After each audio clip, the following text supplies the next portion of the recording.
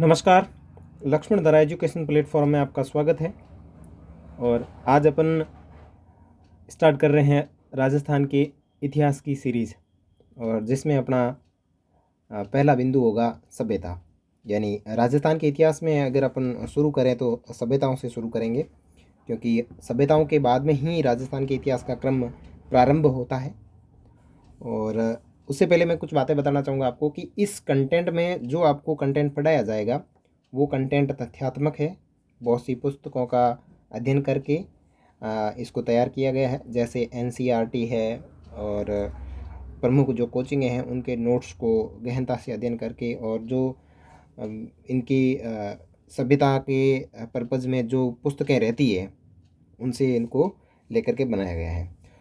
तो इस वीडियो में जो आपको कंटेंट दिखाया जा रहा है इसकी पीडीएफ भी आप प्राप्त कर सकते हैं, जो इस वीडियो के डिस्क्रिप्शन बॉक्स तथा कमेंट सेक्शन में मैं पीडीएफ का लिंक प्रोवाइड करवा दूंगा। वहाँ से आप इसको डाउनलोड करके आराम से पढ़ सकते हैं। तो चलिए शुरुआत करते हैं। बात करेंगे राजस्थान के इतिहास में सभ्यता की। और राजस्थान के इतिहास को सभ्यता की दृष्टि से पढ़ने से पहले हमारे को थोड़ा इतिहास के बारे में जानकारी होनी ज़रूरी है, क्योंकि ऐसे ही अपन सभ्यता नहीं पढ़ सकते। पहले अपने को इतिहास पढ़ना है, और इतिहास को थोड़ा बहुत जानने के बाद में अपन सभ्यता के ऊपर चर्चा करेंगे। तो सामान्य जानकारी देख लेते हैं इतिहास के बारे में कि इतिहास क्या है, किस तरीके से है। तो देखो, राजस्थान के इतिहास को समझने से पूर्व हमारे को थोड़ा इतिहास का विभाजित रूप देखना बहुत ज़रूरी है कि यानी इतिहास का विभाजित रूप क्या कहता है और इतिहास हमारे को क्या क्या जानकारी देता है। तो देखो, देखो, प्रागैतिहासिक काल, ठीक है, प्रागैतिहासिक काल और मध्य ऐतिहासिक काल, या फिर उसको आदि ऐतिहासिक काल, या फिर ऐतिहासिक काल। यानी जो इतिहास है उसको तीन भागों में विभाजित किया जाता है। पहला कौन सा है? प्रागैतिहासिक काल, द्वितीय है आदि ऐतिहासिक काल, और तृतीय है ऐतिहासिक काल। अब ये इतिहास के पार्ट है, इतिहास को पढ़ने के लिए इतिहास के क्रम क्या रहे। तो पहला है प्रागैतिहासिक काल, जिसके अंदर लिखित साक्ष्य नहीं मिलते हैं और पुरातात्विक स्रोत उपलब्ध है। पुरातात्विक स्रोत तो उपलब्ध है लेकिन लिखित साक्ष्य नहीं है, उनके लिखित नहीं लिखे हुए हैं कि मतलब कब है, किस तरीके से, यूँ। और उसके बाद में बात करें आदि ऐतिहासिक की, तो उसके अंदर लिखित साक्ष्य उपलब्ध नहीं है। और जैसे सिंधु घाटी सभ्यता, यानी साक्ष्य है लेकिन उनको पढ़ा नहीं गया। लिखित साक्ष्य उपलब्ध है लेकिन उनको पढ़ा नहीं गया। जैसे सिंधु घाटी सभ्यता की बात करें तो सिंधु घाटी सभ्यता की जो लिपि है वो हमारे पास में उपलब्ध है लेकिन उसको पढ़ा नहीं गया। तो वो किस में आएगा? आदि ऐतिहासिक में आएगा। और उसके बाद में बात करें ऐतिहासिक काल की, यानी ऐतिहासिक काल की बात करें तो यहाँ लिखित साक्ष्य उपलब्ध है जिन्हें पढ़ा भी गया है। और जैसे उदाहरण के तौर पर देखें तो वैदिक सभ्यता। तो यहाँ आपको सामान्य समझना है कि इतिहास जो है इसको तीन भागों में विभाजित किया जाता है। प्रागैतिहासिक काल, ठीक है ना, प्रागैतिहासिक काल। और प्रागैतिहासिक काल के अंदर अपन क्या ध्यान रखेंगे? प्रागैतिहासिक काल में अपन ध्यान रखेंगे कि इसके अंदर लिखित साक्ष्य हमारे पास में मौजूद नहीं है, केवल स्रोत मौजूद है, ठीक है। उसके बाद में बात करें अगर आदि ऐतिहासिक की, तो यहाँ लिखित साक्ष्य मौजूद है लेकिन पढ़ा नहीं गया। और इसके अंदर देखें उदाहरण स्वरूप तो सिंधु घाटी सभ्यता। और उसके बाद में बात करें वैदिक सभ्यता की, तो वैदिक सभ्यता के अंदर हमारे को लिखित साक्ष्य मिले हैं जिनको हम आसानी पूर्वक पढ़ सकते हैं और पता लगा सकते हैं कि वहाँ की सामाजिक व्यवस्था किस प्रकार की थी और क्या क्या व्यवस्थाएं थी, ठीक है ना। तो हालांकि आप कहेंगे ये तो पता अपन सिंधु घाटी सभ्यता से लगा सकते हैं, लेकिन वो वहाँ से प्राप्त स्रोतों के आधार पर लगाते हैं। तो ये था तीन प्रकार का क्रम। और आगे देखते हैं। देखो, पाषाणकालीन सभ्यता अर्थात पत्थरों के औजारों के उपयोग पर इतिहास को जो काल है उसको तीन भागों में और विभाजित किया गया है। देखो, यहाँ तो ये अपने स्रोतों के आधार पर तीन भाग हो गए, यानी प्राग ऐतिहासिक, या फिर प्राक ऐतिहासिक, या फिर आदि ऐतिहासिक, या फिर ऐतिहासिक काल। ये तो था स्रोतों के आधार पर। अब बात करें पाषाणकालीन, यानी पत्थरों के उपयोग के आधार पर भी जो इतिहास का कालक्रम है उसको तीन भागों में विभाजित किया जाता है। देखिए, इसका अंदर सबसे पहला जो है वो है पूर्व पाषाण काल, ठीक है ना। पूर्व पाषाण काल, और इस काल के अंदर क्या क्या चीज़ें घटित होती थी उनके बारे में देखते हैं। तो देखो, इस काल के अंदर मनुष्य क्या कर रहा था? अपने मूल, यानी इस काल में मनुष्य का मूल आधार पत्थर के उपकरण एवं हथियार थे। यानी यहाँ पर जो मूल आधार था वो था पत्थर के उपकरण। क्या था? इस काल के अंदर मनुष्य का मूल जो आधार था वो पत्थर के उपकरण और हथियार थे। इसी कारण इसको कहा जाता है पाषाण कालीन। और पाषाण काल के अंदर भी क्या कहा जाता है?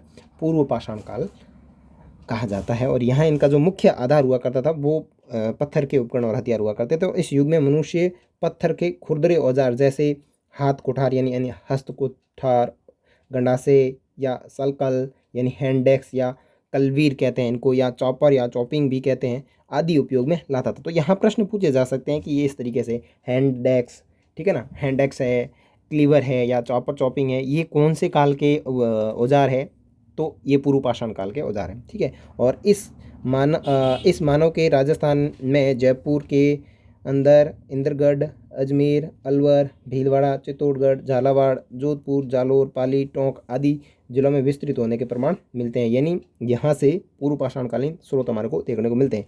और सभ्यता की बात करें तो डीडवाना है और नाथ द्वारा है, बिगोद से हमारे को प्रमाण यहाँ से प्राप्त हुए। तो पूर्व पाषाण काल हमारे को पढ़ लिया, ठीक है ना। पूर्व पाषाण काल के अंदर अपन ने क्या पढ़ा कि यहाँ का जो प्रमुख आधार था वो पत्थर थे। पत्थर के अंदर ये अपने को हथियार याद रखने हैं, हैंड एक्स है, क्लीवर है, चॉपर शॉपिंग है, ठीक है। और राजस्थान में कौन कौन से जिले, मतलब जिलों के अंदर विस्तार था। और सभ्यताओं की बात करें तो डीडवाना है, नाथ द्वारा है और बिगोद के अंदर हमारे को प्रमाण मिलते हैं, ठीक है। पत्थर के औजार कौन कौन से थे, अभी इनकी बात करेंगे। और इनकी आकृति कैसी थी, तो बेडोल और बड़ी आकृति के उपकरण देखने को मिलते हैं। तो यहाँ एक बार प्रश्न पूछा गया था कि कौन से काल के अंदर पत्थरों की जो आकृति है वो बड़ी अर्थात बेडोल हुआ करती थी। तो यहाँ इनका जो आंसर बनेगा वो बनेगा पूर्व पाषाण कालीन, यानी पूर्व पाषाण काल के अंदर जो पत्थरों की आकृति थी वो बहुत ही बड़ी होती थी। अब पत्थरों के औजारों की अपन बात करेंगे कि इनके पत्थर के जो औजार थे उनके क्या क्या नाम थे। तो सबसे पहले बात करें क्लीवर, जिसका हिंदी रूपांतरण है गंडासा, ठीक है। यह एक आयताकार 10 से 20 सेंटीमीटर लंबा एवं 5 से 10 सेंटीमीटर चौड़ा हथियार था, जिसका एक किनारा कुल्हाड़ी की भांति सीधा व तेज धरार तथा दूसरा किनारा गोल, सीधा एवं त्रिकोण होता था, जैसे कि ये वाला। यहाँ जो चीज़ आपको देखने को मिल रही है, ये जो चीज़ देखने को मिल रही है ये है वो क्लीवर या फिर गंडासा उपकरण है। मैं इसको जूम करके आपको दिखाने का प्रयास करूँगा, ये इस तरीके से। तो ये पहला हथियार हो गया कौन से काल का, ये हो गया अपने पूर्व पाषाणकालीन काल का। अब उसके बाद में बात करें सेकंड की, तो सेकंड है चॉपर, यानी सलकल कहा जाता था, जिसको शलकल कहा जाता था। ये एक गोलकार हथियार था और जिसके और अर्धचंद्राकार धार होती थी एवं दूसरा किनारा गोल, मोटा एवं हाथ में पकड़ने के लिए हुआ करता था। और राज्य में इस संस्कृति का प्रचार विशेष तौर पर चंबल एवं बनास नदियों के निकटवर्ती या तटवर्ती क्षेत्रों में अधिक देखने को मिलता है। और बात करें चित्तौड़गढ़ के क्षेत्र में इस युग के पाषाणकालीन जो औजार है वो हमारे को बहुत ही बड़ी मात्रा में प्राप्त हुए हैं। और ये जो देखने में जिसकी आकृति लगती है ये इस प्रकार का था, ये जो था वो क्या था, चॉपर था। और उसके बाद में बात करें आगे, तो आगे का जो हथियार है वो है हैंड एक्स, यानी हाथ कुठार या फिर इसको हस्त कुठार कहते हैं।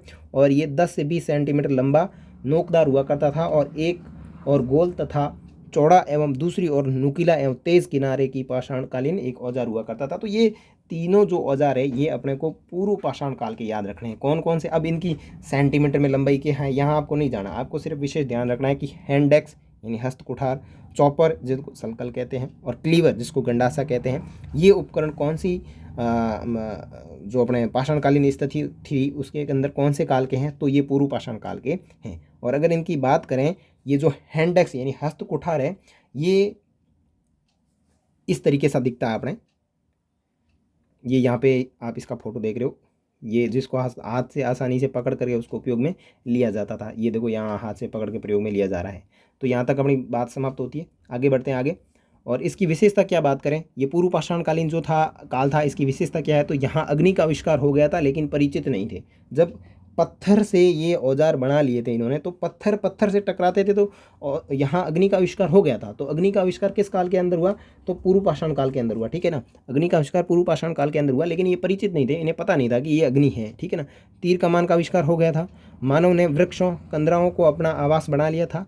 पत्तों से और चमड़े से ये अपना वस्त्र बनाते थे। और इस काल में मानव केवल उपभोक्ता था। वेरी इंपॉर्टेंट, ये एक बार प्रश्न पूछा गया था कि कौन से काल के अंदर मानव केवल उपभोक्ता था, तो पूर्व पाषाणकालीन के अंदर, ठीक है ना। और अगर भारत के संदर्भ में बात करें तो पूर्व पाषाण काल के जो अपने को साक्ष्य मिले हैं वो एक तो मिले भीमबेटका से, फिर सोहन घाटी जो पंजाब और पाकिस्तान में पड़ती है, फिर बेलन घाटी उत्तर प्रदेश, और फिर सिंगरौली उत्तर प्रदेश से भी हमारे को पूर्व पाषाण काल के जो साक्ष्य है वो अपने को देखने को मिलते हैं। तो ये भारत के संदर्भ में, तो हमारे को थोड़ी बहुत जानकारी इसकी भी होनी चाहिए। अगर अपन मेंस में अगर अच्छे से लिख रहे हैं आर्यस मेंस में, तो अपन ये पॉइंट डाल सकते हैं। अगर ऐसा कुछ प्रश्न आए इससे संबंधित तो इसको जोड़ के डाल सकते हैं, ठीक है। फिर देखें भारत में सर्वप्रथम पलवरम अर्थात तमिलनाडु में, देखो पलवरम तमिलनाडु में स्थान से रॉबर्ट ब्रुसफुट द्वारा 1863 ईस्वी में इस काल के पत्थरों के औजारों की खोज की गई। वेरी वेरी इंपॉर्टेंट, यानी भारत के अंदर सर्वप्रथम पूर्व पाषाणकालीन जो औजार है इनकी खोज किसने की और कहाँ से की? तो पल्वरम स्थान है जो तमिलनाडु में पड़ता है, ठीक है। और यहाँ से रॉबर्ट ब्रुसफुट नामक व्यक्ति था जिसने 1863 में इस काल के पत्थरों के औजारों की खोज की। तो पहला एक पेज कंप्लीट हुआ, इसको मैं दोबारा से फटाफट रिवाइज करवा देता हूँ जो अपने लिए बहुत ही इंपॉर्टेंट रहने वाला है। अपन देख रहे हैं राजस्थान की सभ्यता, जिसके अंदर अपन ने बात की राजस्थान के अंदर सभ्यताओं को पढ़ने से पहले हमारे को इतिहास के बारे में जानकारी प्राप्त करनी जरूरी है। इतिहास को 3 भागों में विभाजित किया जाता है, प्रागैतिहासिक, आदि ऐतिहासिक और ऐतिहासिक काल। प्रागैतिहासिक जिसके अंदर लिखित साक्ष्य नहीं और वहाँ हम स्रोत प्राप्त है लेकिन लिखित साक्ष्य प्राप्त नहीं है, ठीक है ना। आदि ऐतिहासिक की बात करें तो यहाँ पर अपने को साक्ष्य मौजूद है लेकिन हम उसको पढ़ नहीं सकते, यानी उनकी लिपि को पढ़ नहीं सकते। उसके बाद में बात करें ऐतिहासिक काल की, तो ऐतिहासिक काल के अंदर हम वैदिक सभ्यता की बात करेंगे जिसके लिखित साक्ष्य हैं और हम उसको पढ़ सकते हैं। फिर अगर पत्थरों के आधार पर बात करें तो पत्थरों के आधार पर काल को भी 3 भागों में विभाजित किया जाता है। सबसे पहले बात करेंगे पूर्व पाषाण काल की, और पूर्व पाषाण काल के अंदर मनुष्य जो उनका मुख्य जो आधार था वो पत्थर थे, ठीक है। और यहाँ पत्थर के औजार प्रयुक्त करते थे, पत्थर के औजार प्रयुक्त करते थे तो उनके कुछ नाम थे, जिसमें पहला आपने देखा क्लीवर यानी गंडासा था, दूसरा था चॉपर जिसको हम सलगल के नाम से जानते हैं, और तीसरा था हैंडेक्स यानी जिसको हम हस्त कुठार कहते हैं। और इन पाषाणकालीन जो पत्थर है इनकी अगर अधिकता, वैसे तो ये पूरे राजस्थान में कहीं ना कहीं जगह से मिले हैं, लेकिन एक पर्टिकुलर स्थान की बात करें तो चित्तौड़गढ़ के आसपास के क्षेत्र में, और नदियों की बात करें तो ये चंबल और बनास नदी के तटों पर ये अपने को अधिक देखने को मिलते हैं। फिर बात करें आगे विशेषता में, तो विशेषता में अपन ने देखा था कि यहाँ आविष्कार हो गया था आग का, लेकिन परिचित नहीं थे। तीर कमान का आविष्कार हो गया था। यहाँ पे लोग वृक्षों की कंदराओं यानी उनकी जो पेड़ पत्तों की जो छाल बना करके आवास बना कर रहने लगे थे, पत्तों से अपने शरीर को ढकते थे, चमड़े का अपने शरीर से ढकते थे, चमड़ा जो होता था श्रृंगार करने के बाद में। और यहाँ जो मानव था वो केवल उपभोक्ता था, केवल खाता ही खाता था, ठीक है। उसके बाद में बात करें भारत के संदर्भ में पूर्व पाषाण काल, तो भीमबेटका एमपी से, सोहन घाटी पंजाब और पाकिस्तान से, बेलन घाटी बात करें तो यूपी से, और सिंगरौली बात करें यूपी से, तो यहाँ पे भी हमारे को पूर्व पाषाण काल के स्रोत देखने को मिले हैं। फिर बात करें भारत के संदर्भ में एक तथ्य की, तो बात ये है कि भारत में सर्वप्रथम पल्वरम यानी तमिलनाडु नामक स्थान से रॉबर्ट ब्रुसफुट द्वारा 1863 ईस्वी में इस काल के पत्थरों के औजारों की खोज की गई। चलिए सेकंड पार्ट में देखते हैं। सेकंड में देखते हैं मध्य पाषाण काल। पूर्व पाषाण काल अपन ने देख लिया, अब बात करेंगे मध्य पाषाण काल की। तो मध्य पाषाण काल के अंदर देखो, पाषाण उपकरणों में स्क्रैपर पॉइंट विशेष उल्लेखनीय है, ठीक है। वहाँ जो अपन ने 3 तरह के देखे, उसके बाद में मध्यकाल के अंदर क्या हुआ, थोड़ा चेंजेज हुआ। यहाँ पे क्या हुआ, स्क्रैपर और पॉइंटर विशेष उल्लेखनीय है, अपेक्षाकृत छोटे एवं हल्के एवं कुशलतापूर्वक बनाए गए। अब देखो, पूर्व पाषाण काल के अंदर जो पत्थरों का आकार था वो बहुत ही बड़ा था, ठीक है, तो उनको कार्य करने में दिक्कत आ रही तो इन्होंने क्या किया, मध्य पाषाण काल के अंदर उनका मॉडिफिकेशन कर दिया। तो क्या कर दिया, अपेक्षाकृत छोटे, थोड़े छोटे, थोड़े हल्के एवं कुशलतापूर्वक उपयोग में लेने जैसा इन्होंने बना दिया। तो क्या हुआ कि उनको शिकार करने में दिक्कत होती थी, तो उन्होंने क्या किया, वो बहुत ही बड़े होते थे तो उनका क्या किया, धीरे धीरे उनकी साइज में थोड़ा फर्क डाल दिया, थोड़ा उनको वजन में कम कर दिया, और थोड़ा उनको अच्छे से यूज़ ले सके यानी भाला बना सके, इस तरीके से उनको। तो यहाँ पे एक प्रश्न बनता है कि कौन से काल के अंदर है वो जो औजार है वो अपेक्षाकृत छोटे एवं हल्के एवं कुशलतापूर्वक थे, तो मध्य पाषाण काल के अंदर थे। और यहाँ जो प्रमुख रूप से अपने को 2 औजार याद रखने हैं वो है स्क्रैपर और पॉइंटर, ठीक है। अब आगे देखें, इस प्रकार के प्रस्तर हथियार राजस्थान में लूणी एवं उसकी सहायक नदियों की घाटियों में तथा बेड़स नदी घाटी चित्तौड़गढ़ जिले तथा विराटनगर जयपुर से प्राप्त हुए। बिल्कुल यहाँ ध्यान रखना आपको जरूरी, वहाँ अपन ने कौन कौन सी नदी याद रखी थी, चंबल और बेड़स नदी याद रखी थी, ठीक है ना। चंबल और बनास नदी, यहाँ अपने जो था पूर्व पाषाण काल के अंदर चंबल और बनास नदी के बारे में अपन ने देखा था, लेकिन मध्य पाषाण काल के अंदर अपने को जो नदी याद रखनी है वो लूणी नदी और बेड़स नदी याद रखनी है, और चित्तौड़गढ़ जिला याद रखना है। चित्तौड़गढ़ के साथ साथ में अपने को विराटनगर जयपुर भी याद रखना है, जहाँ से अपने को मध्य पाषाण काल के अवशेष प्राप्त हुए, ठीक है। मध्य पाषाण काल जो है वो पूर्व पाषाण काल युग एवं नव पाषाण काल युग के मध्य का संक्रमण काल है। अब देखो, पूर्व पाषाण काल पहले आएगा, ठीक है, उसके बाद में मध्य पाषाण काल आएगा और उसके बाद में नव पाषाण काल युग आएगा। तो इन दोनों के बीच के संक्रमण का जो काल कौन सा होगा, मध्य पाषाण काल होगा, सिंपल सा है। और इस युग में मानव द्वारा छोटे छोटे प्रस्तर औजारों यानी पत्थर के औजारों का निर्माण किया गया। तो ये भी पूछा जा सकता है छोटे से क्वेश्चन के रूप में कि कौन से काल के अंदर मानव ने छोटे छोटे पत्थर के औजारों का निर्माण किया, ठीक है ना। लघु अश्म यानी माइक्रोलिथ्स का प्रयोग किए जाने के कारण इसे सूक्ष्म पाषाण युग यानी माइक्रोलॉजिस एज भी कहा जाता है। यानी सूक्ष्म पाषाण काल किस काल को कहते हैं, तो यह कहा जाता है किसको, मध्य पाषाण काल को क्या कहा जाता है, सूक्ष्म पाषाण युग कहा जाता है। क्यों कहा जाता है? क्योंकि यहाँ पे पत्थरों के छोटे छोटे औजार बनाए गए इस कारण। और भारत में इस युग के अवशेष बागोर अर्थात भीलवाड़ा में पड़ता है, आदमगढ़ मध्य प्रदेश में पड़ता है, लग्नाज गुजरात में पड़ता है, और पश्चिम बंगाल और वीर भानपुर एवं तमिलनाडु में टेरी समूह में यहाँ के जो औजार है बहुतायत मिलते हैं। और भारत में पशुपालन के प्राचीनतम अवशेष भी यहीं से मिलते हैं। ठीक है ना? कहाँ से मिलते हैं? टेरी समूह से मिलते हैं। कहाँ पड़ता है? तमिलनाडु से। जो टेरी समूह तमिलनाडु में पड़ता है, यहाँ से भारत के प्राचीनतम पशुपालन के अवशेष मिलते हैं। और अगर राजस्थान के बाद में संदर्भ में बात करें तो राजस्थान में हमारे को पशुपालन के जो अवशेष मिलते हैं वो मिलते हैं तिलवाड़ा सभ्यता, जो लूणी नदी के तट पर स्थित है, जो पचपदरा बाड़मेर के अंदर स्थित है। इसकी चर्चा हम अपन आगे करेंगे। ठीक है ना? तो यहाँ अपन ने देखा कि पत्थरों का छोटे पत्थरों के प्रयोग होने के कारण इसको सूक्ष्म पाषाण काल कहा जाता है। और भारत के संदर्भ में देखें तो पूरे भारत की बात करें तो इसके अंदर भीलवाड़ा जो राजस्थान में पड़ता है, मध्य प्रदेश और गुजरात, पश्चिम बंगाल वीर भानपुर, पश्चिम बंगाल के अंदर वीर भानपुर, और तमिलनाडु में टेरी समूह से क्या होता है कि हमारे को इस काल के जो पत्थर है, जो पत्थर कोई औजार है वो प्राप्त होते हैं। और भारत में सबसे प्राचीनतम पशुपालन की बात करें तो वो टेरी समूह से हमारे को साक्ष्य प्राप्त होते हैं। आगे बात करें पत्थरों के औजार की, तो यहाँ अपने को दो तरह के पत्थर के औजार याद रखने हैं, जिसके अंदर अपन याद करेंगे पहला स्क्रैपर और दूसरा पॉइंटर।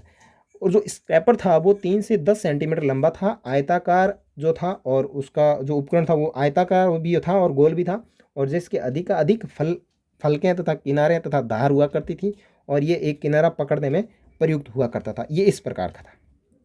ये जो आपको दिख रहा है, पहले अपन ने जो पूर्व पाषाण काल के अंदर जो पत्थर देखे थे और यहाँ जो अपन पत्थर के औजार देख रहे हैं, इन पत्थरों के अंदर डिफरेंट है। तो स्क्रैपर जो था और उसके बाद में जो पॉइंटर है, त्रिभुजाकार उपकरण था जो स्क्रैपर के बराबर लंबा चौड़ा हुआ करता था, जिसे नोक या अस्त्राग के नाम से भी जाना जाता है। ये जो पॉइंट होना है ना, इस पॉइंट के कारण इसको कहा जाता है पॉइंटर, यानी आगे से थोड़ा नुकीला हुआ करता था, लंबा होता था और पकड़ने में आसानी से पकड़ सकते थे। ठीक है, आगे देखें 1867 ईस्वी में CL कलाइल के द्वारा विंध्य पर्वत क्षेत्र से इस काल के औजारों की खोज की गई। कहाँ से खोज की गई? 1867 में, 1867 ईस्वी में कलाइल के द्वारा विंध्य पर्वत क्षेत्र से इस काल के औजारों की खोज की गई।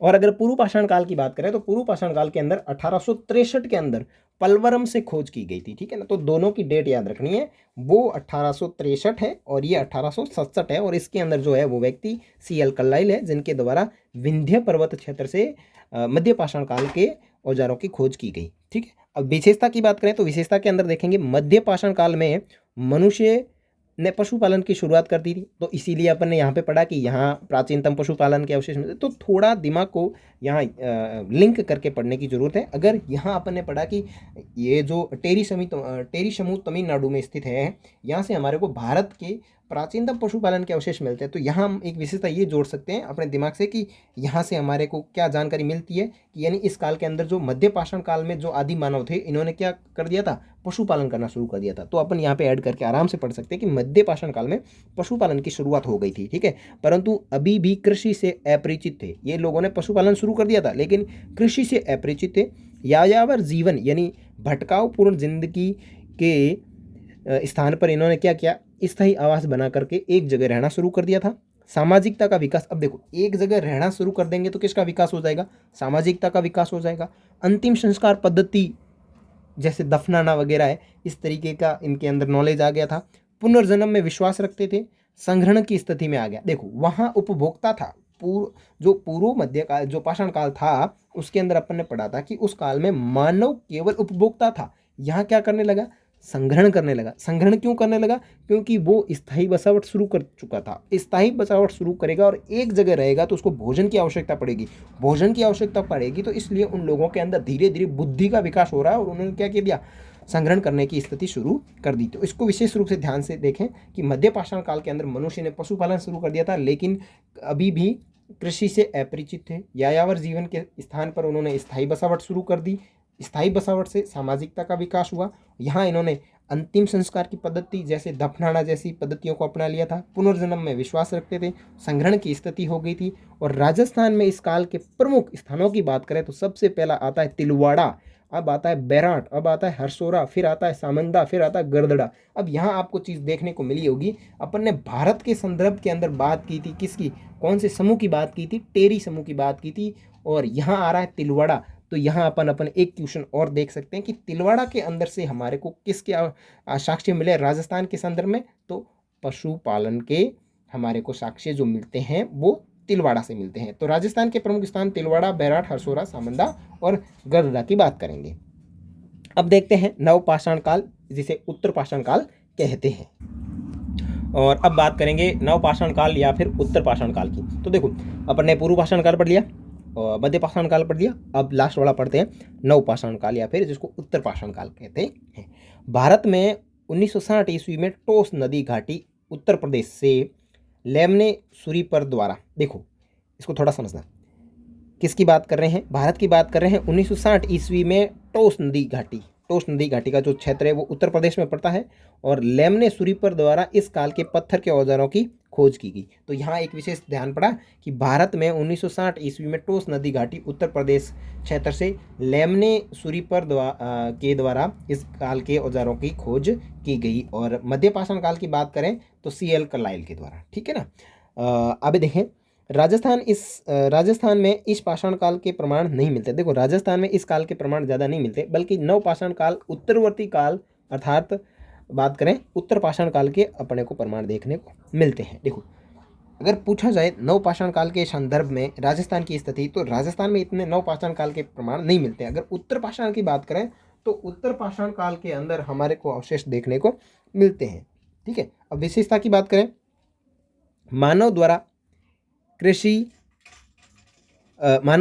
कृषि खाद्य उत्पादन प्रारंभ कर दिया गया, स्थिर ग्राम्य जीवन यानी स्थायी निवास बनाकर रहना प्रारंभ कर दिया गया था। नवपाषाण युग में पशुपालन उन्नत हो चुका था। देखो, मध्य पाषाण काल में उन्होंने शुरुआत की थी और नवपाषाण काल के अंदर पशुपालन उन्नत हो गया था। मनुष्य द्वारा कृषि करना सीख जाने का परिणाम हुआ कि जनसंख्या में वृद्धि हो गई, ठीक है। फलतः मनुष्य यायावर जीवन का त्याग कर अपनी स्थानीय बसावट करने लगा।